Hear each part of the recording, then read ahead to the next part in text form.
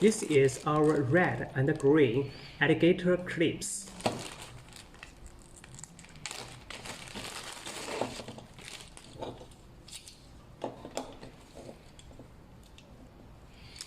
It is a universal M8 U-shaped terminal, fits most energizers, used to connect energizer to fence wire or tape and ground system. It is suitable for yard, gardens, and other similar areas.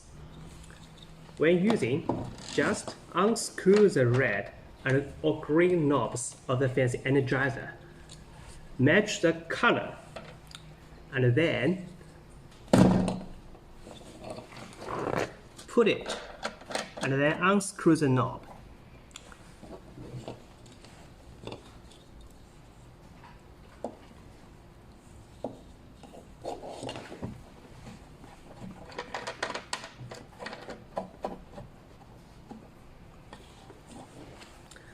The Leadset could be connected to the ground system and the fence.